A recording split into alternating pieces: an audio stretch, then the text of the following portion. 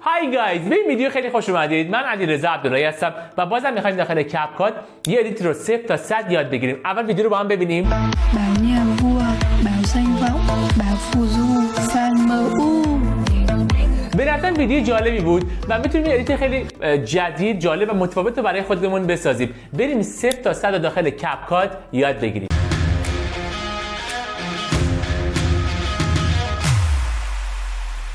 خب بچه‌ها، بریم برای شروع ادیت. من میام تصویر اول رو انتخاب میکنم، خب، و میام روی این نقطه تنظیمش میکنم. خوبه؟ تصویر دوم رو انتخاب میکنم، پایانش رو با پایان موزیک هم تنظیم میکنم.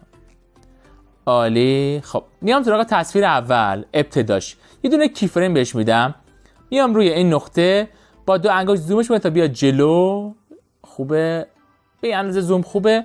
میام روی این نقطه میکشمش سمت راست. میام روی این نقطه میکشمش پایین. ببینید، روی این نقطه میکشمش کامل سمت چپ. روی این نقطه میارمش بالا وسط. ببینید خوبه؟ روی این نقطه کامل میارمش بالا. عالی. روی این نقطه میکشمش کامل سمت راست. خب، و روی این نقطه کامل سمت چپ. میام پایان تصویرم میارمش وسط و کامل زوم بکش میکنم تا بیاد همون حالت اولیه. خوبه؟ خب میام روی این کی فریم، میام تو قسمت گراف و ایزی اوت یک رو انتخاب میکنم. برای این کی فریمم همینطور، این کی فریمم همینطور. خب ایزی اوت یک، ایزی اوت یک و خب اینجا هم همینطور و اینجا هم همینطور. دیگه به کی فریم آخر کاری نداریم. اوکی، این برای تصویر اول. میام این قسمت که بعد ببینیم دو قسمت ترانزیشن. ببین این مربع که یه خط مشکی وسطشه، میام داخلش. خب یه نکته ببینید بچه‌ها، ممکنه برای شما این قسمت الان متفاوت باشه، مثلا گزینه بیشتری هست. من باید بیام تو قسمت افکت و اسپلیت یک رو انتخاب کنم. ممکنه شما اصلا گزینه اسپلیت رو داشته باشید. مهم نیست، فقط کافیه بیاید و اسپلیت یک رو انتخاب کنید. تیکشو میزنم. خب کاری به تایمش نداریم چون تایمش اوکیه. عالی. خب این از این. میام روی این قسمت، این نقطه، تصویر دوم رو انتخاب میکنم. کامل میگم کامل، کمی زومش میکنم تا بیاد جلو. ببینید، بگم این مقدار خوبه. خب میام روی اینجا یه دونه کی فریم میدم. خب میام این قسمت روی این نقطه یه دونه کی فریم دیگه میدم. اوکی.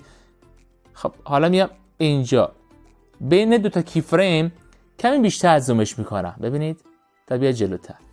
الان خوبه؟ خب میام اینجا بعد از کی فریم اول میکشمش بالا.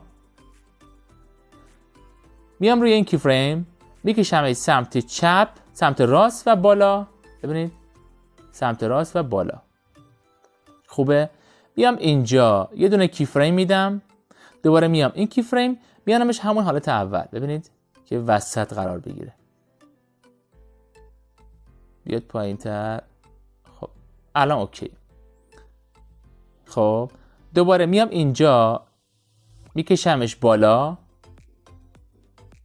خب میام روی این کی فریم میکشمش سمت راست بالا. خب خوبه. میام اینجا یه دونه کی فریم میدم. ببینید یه دونه کی فریم میدم. میام روی این کی فریم میارمش همون حالت اول. ببینید الان خوبه. عالی. خب حالا میام اینجا یه دونه کی فریم میدم. اینجا هم یه دونه. خب وسط رو پاک میکنم. اینجا یه دونه کی فریم میدم. اینجا هم یه دونه وسط رو پاک میکنم. خب یکی اینجا یه دونه کی فریم اینجا وسط رو پاک میکنم. اینجا یه دونه کی فریم میدم. اینجا یه دونه وسط رو پاک میکنم. خب و برای این قسمت هم میام وسط رو پاک میکنم. دیگه به این کی فریم کاری ندارم. خب میام جلوتر اینجا که این نقطه گذاشتم، دوباره کمی تصویر رو زوم میکنم. خب و میکشمش بالا. خوبه؟ همین حالت روی همین کی فریم. خب میام تو قسمت گراف و ایزی اوت یک رو انتخاب میکنم. خوبه؟ میام پایان تصویر. ببینید بچه‌ها، زمانی که شما اسپریت رو اعمال میکنید باید بیاید تایم تصویر رو دوباره بیشتر کنید. خب دست تنظیمش میکنم. حالا پایان تصویر میکشمش تصویر بیاد پایین. خب اینجا خوبه، عالی. خب این از این. میام اینجا این نقطه برای تصویر اول میام تو قسمت اوورلی، اد اوورلی، تو قسمت استوک ویدیو استوک سفید رو انتخاب میکنم و اد رو میزنم. با دو انگشت کامل بزرگ تا کل صفحه هم رو بگیره، بزرگش میکنم تا کل صفحه رو بگیره. خوبه.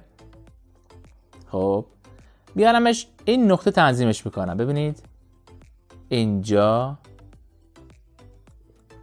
این کوچولو این ورتر بهتره. خب میام تو قسمت اسپلایس، اوورلی رو انتخاب میکنم و مقدارش رو میارم روی 35. ببینید 35. میام تو قسمت انیمیشن، اوت و فید اوت رو انتخاب میکنم. خب حالا ازش کپی میگیرم. خب و بر اساس نقاطی که گذاشتم میام و فوتیج سفید رو قرار میدم. ببینید دوباره کپی، میام این نقطه. خب دوباره میام ازش کپی میگیرم برای این نقطه. خب دوباره میام کپی این نقطه. خب برای این نقطه کپی و این نقطه. یه دونه دیگه هم فکر کنم باید کپی بگیرم که تکمیل بشه. اوکی برای تصویر اول. خب این از تصویر اول که اومدیم و فوتیج سفید رو اعمال کردیم. انتخابش میکنم، دوباره یه دونه کپی ازش میگیرم. خب میام برای تصویر بعدی این نقطه قرارش میدم. خب ببینید پایانش رو میارم روی این نقطه. خوبه. یک کوچولو بعد این ورتر بشه.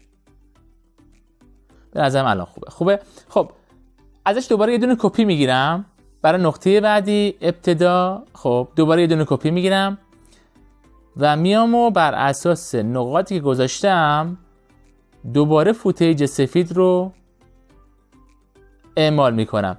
میتونید بچه‌ها میتونید کامل بکشید. خب تا بیاد جلو.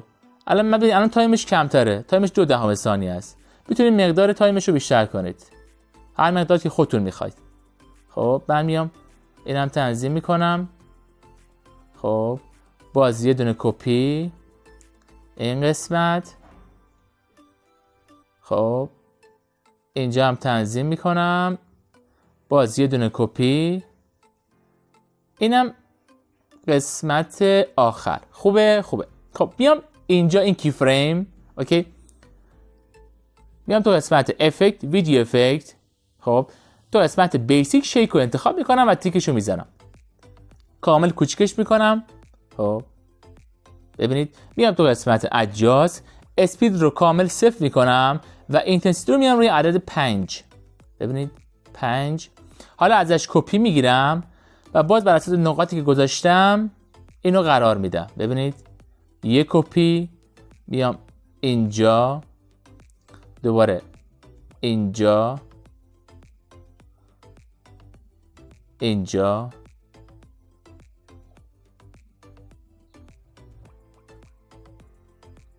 خب اینم از این که افکت شیک رو اعمال کردیم. ببینیم کلا چه اتفاق افتاد برای همین ادیت کامل.